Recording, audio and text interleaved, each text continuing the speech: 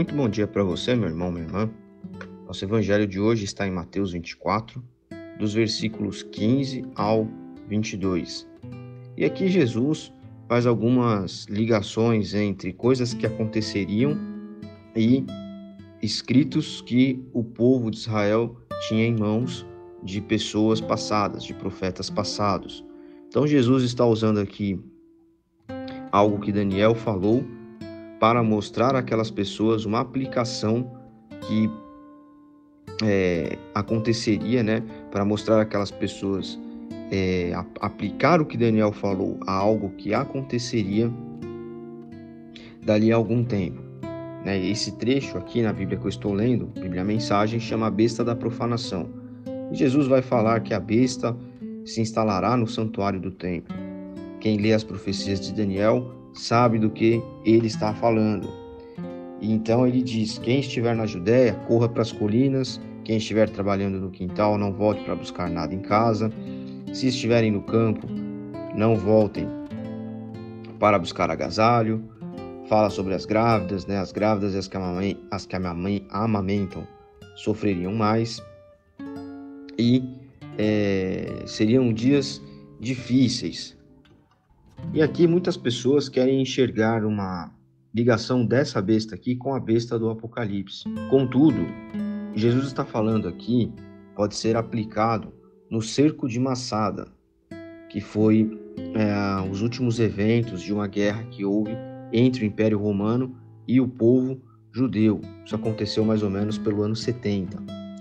Houve um cerco ao templo, né? Muitos judeus se esconderam no templo, né? Ficaram lá, e em volta daquele prédio, o Império Romano impediu que houvesse comunicação. Então não dava para passar com comida, não dava para ter como as pessoas se comunicarem com quem estava do lado de fora.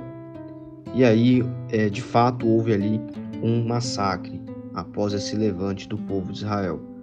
Mas Jesus diz que a besta da profanação se instalou no templo, no santuário do templo.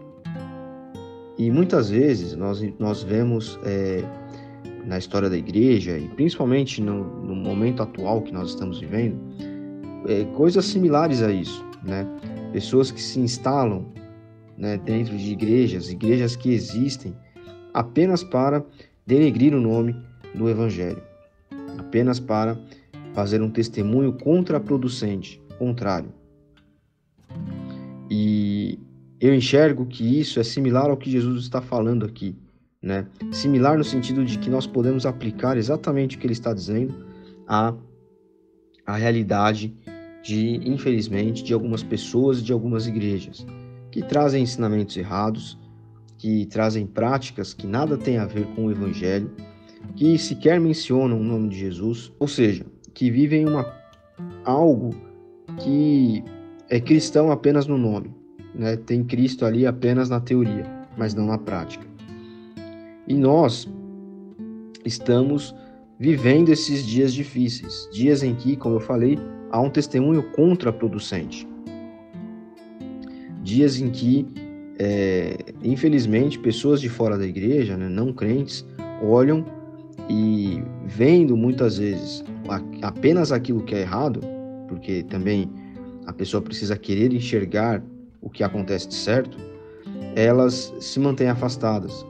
E muitas vezes elas se mantêm afastadas até de quem vive uma vida piedosa, enquadrada ali no Evangelho, uma vida que de fato segue a Jesus. Então, oremos para que isso não aconteça. Esse trecho aqui no versículo 22, Jesus fala que por causa dos escolhidos de Deus, essa aflição pela qual os judeus passariam seria encurtada.